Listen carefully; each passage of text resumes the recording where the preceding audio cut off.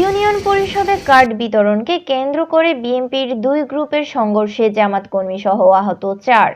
বাগেরহাটের ফকিরহাটে ইউনিয়ন পরিষদের কার্ড বিতরণকে কেন্দ্র করে বিএনপির দুই গ্রুপের সংঘর্ষে জামায়াত কর্মী সহ আহত ৪ জন। রবিবার ১ জুন দুপুরে উপজেলার বেতাগা ইউনিয়ন পরিষদে এই সংঘর্ষের ঘটনা ঘটে। গ্যাঞ্জাম হয়েছে আর কি, কিছু বাইরের লোক যে গ্যাঞ্জাম পেশাদ করেছে এবং সে জায়গায় প্যানেল চেয়ারের আর্গু ছিল, মানে কার্ড বা ভাগাভাগি নিয়ে তর্ক বিতর্ক হয়ে গ্যাঞ্জামটা হয়েছে। তাই শুনে আসলাম হসপিটালে দেখতে, যে জামাতের একজন নেতা আঘাতপ্রাপ্ত হয়েছে, তাই দেখতে আসলাম। আর কমিটি হবে তখন আমি বলেছি তাহলে জামাতের 2 জন, বিএনপি 2 জন প্রতিনিধি আর একজন বাল্টি নিয়ে হোক, ওখানে হোল্ডার ম্যান হিসেবে একজন রাখা হোক।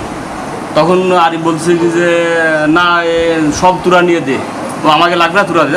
তুমি কেমন কথা বলো, এটা ব্যালেন্স এই ধরনের কথা তোমার স্বভাব হয়? ওই কোয়ার সাথে হুমায়ের মোড়লের সোল রাখি 22 উনি আমার ঘুষি ঝাড়িয়ে দিচ্ছে। হুমায় মোড়ল আপনাকে ভালো করে চিনতেছেন, আর রাখি বিশ্ব সন্ত্রাসী, ওটা আপনাদের দলীয় লোক আমরা স্বীকার করতে পারি, ওটা চরম বিয়া। আমার ঘুষি মারার সাথে ও ঠেকা দিয়েছে, ঠেকানোর পরে এক কথা ঘুষো ঘুষি চলতেছে, আমার কটা লাগিয়েছে, ওর লাগার পরে আমার সামনের মধ্যে কাউন্সিলের ভিতরে মাঝাতে এইভাবে পুরো লুটে মারছে, কোপ লাগবে লাজায় লেগেছে, মাথায় 5 শিলায় লাগিয়েছে ওই জায়গায়। প্রত্যক্ষদর্শীরা জানায়, বেতাগা ইউনিয়ন পরিষদে এফডব্লিউভি এর কার্ড বিতরণের প্রস্তুতি চলছিল। এই সময় দীর্ঘদিন ধরে দলীয় কোন্দাল থাকা বিএনপির বেতাগা ইউনিয়নের বিএনপির আহ্বায়ক মাসুদ রানা আরিফ ও আকরামের মধ্যে বিরোধ চলে আসছিল।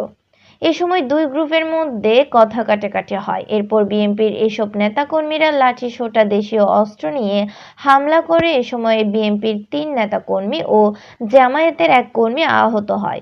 এ সময় 3 নং ওয়ার্ড ইউপি সদস্য ভারপ্রাপ্ত চেয়ারম্যান আরিফকে অবরুদ্ধ করে রাখে স্থানীয়রা।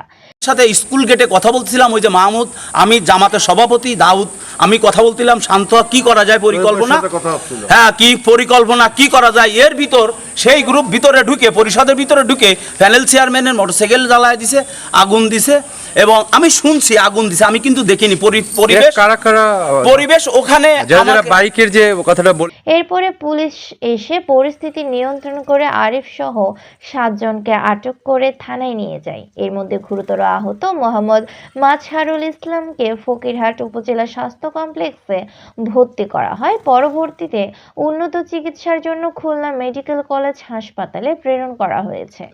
গেছিল একটা যাতে সবাই সমঝোতাভাবে সবাই যেন পায় সেই ব্যবস্থা নিয়ে আমাদের লোকজন গেছিল, যারা পাওয়ার উপযুক্ত তাদেরকে দেওয়ার জন্য। কিন্তু আরিফ এবং তার সন্ত্রাসী বাহিনীরা আমাদের কর্মী বাহিনীর পর অত্যাচার বিভিন্নভাবে আক্রমণ করে। একটা লাঠি সুটা দেওয়া, বিশেষ করে কি এক ধরনের লাঠি আছে, লাঠি বের করেছে এবং চাইনির পরিস্থিতি আমাদের এই কর্মী ভাইকে আঘাত করেছে। সে তো মারাত্মকভাবে ইনজুরি হওয়ার পরে আমাদের কিছু লোকজন তাকে নিয়ে চলে আসছে।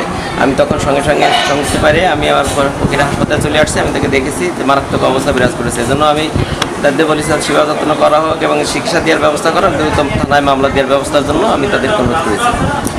হাফিজুর রহমান, ডাক বাংলা টিভি, বাগেরহাট।